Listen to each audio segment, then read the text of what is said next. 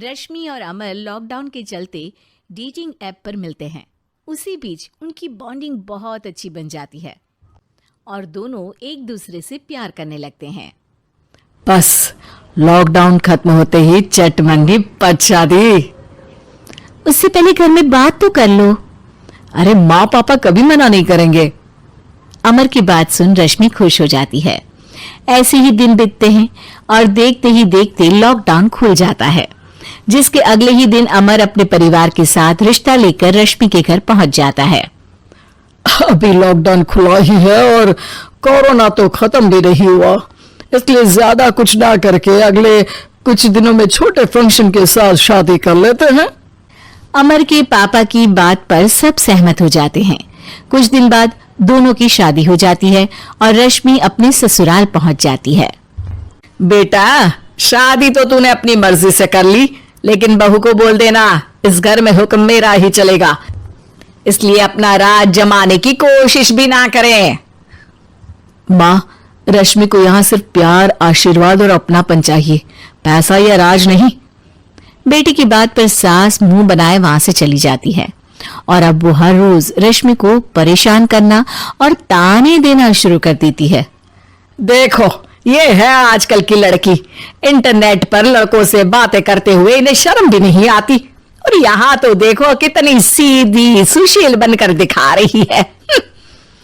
Mummy, शादी के रिश्ते वाले इंटरनेट ऐप से जब किसी को कोई दिक्कत नहीं है, फिर डेटिंग ऐप के जरिए मिलना किस तरह गलत हो सकता है? रश्मि की डेटिंग ऐप वाली बात सुन उसकी हैरान सास तुरंत तुनक कर पूरे घर को सिर पर उठा लेती है, जिसकी आवाज सुन अमर और उसके पापा भी वहां आ जाते हैं। हाय मेरी माता, इतना बड़ा झूठ! डेटिंग ऐप को इंटरनेट के जरिए मिली है बोलकर इस कलमुही को मेरे सर ला बिठा दिया। अरे नासपिटी, तुझे जरा भी शर्म नहीं आई? वहां न जाने कितने लड़कों से गुलगुलू करके तुझे मेरा ही लड़का मिला था फंसाने के लिए। मां, मुझे तो समझ नहीं आ रहा क्या बोले जा रही हो। डेटिंग ऐप इस्तेमाल करना कोई अपराध नहीं है, और तुम रश्मि को ऐसा कैसे बोल सकती हो? मैं भी तो था उस ऐप पर। पहले उसके लिए मां से झूठ बोला और अब लड़ाई कर रहा है। सास और अमर की बात सुनकर रश्मि हैरान खड़ी रहती है। अमर, तुमने घर में झूठ क्यों बोला?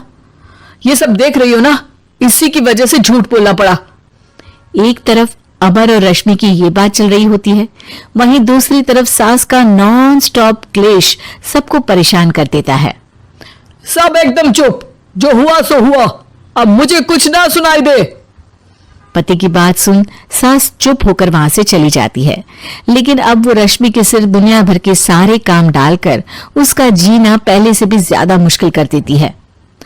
मम्मी, मैं आपका गुस्सा समझ सकती हूँ, आपको जो करना है कर लीजिए, मैं कभी कुछ नहीं बोलूंगी। उम्मीद है किसी दिन तो आपका गुस्सा शांत होगा और नफरत प्यार में बदलेगी। रश्मि की अच्छाई को उसका नाटक समझकर सास गुस्से के 7वें आसमान पर चढ़ जाती है और उसी शाम रश्मि को नीचा दिखाने के लिए अपनी सहेलियों को घर बुलाकर उसकी बुराइयां करने लगती है। अरे कौशल्या, क्या बताऊं, आजकल के बच्चे ना बहुत एडवांस हो गए हैं। पहले रिश्ते घर परिवार वाले सब देख परख के कराते थे, और अब ये लोग खुद न जाने कहां कहां मिलकर खुद ही सब कुछ पक्का करके हमें बता देते हैं। लड़की का कैसा दिन धर्म, कैसा ईमान, कैसा चरित्र कुछ नहीं पता, बस प्यार किया और घर लाकर बिठा देते हैं। अरे ऐसा क्यों बोलती हो? आजकल बच्चे अपने आप में बहुत समझदार हो गए हैं, और फिर पूरी जिंदगी तो उन दोनों को ही साथ निभानी है। अपनी पसंद से शादी कर भी ले तो क्या दिक्कत, तू ही देख ले, पहले इतना अच्छा बेटा और अब सोने पर सुहागे जैसी सर्वगुण संपन्न बहू।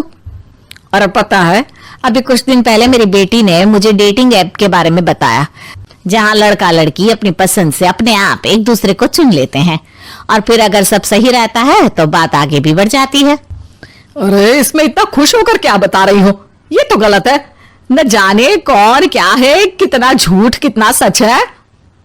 अरे पर सोचो, जब तुम किसी के बताए रिश्ते को देखने जाते हो तो क्या एक ही बार देखने से सच झूठ का पता लगा सकती हो? जरूरी नहीं कि बच्चों का लिया फैसला हमेशा गलत हो। अरे बहुत बार हमसे भी तो गलत फैसले होते हैं ना। अच्छे बुरे लोग तो हर जगह मिल सकते हैं, फिर इसमें सिर्फ बच्चे ही गलत कैसे?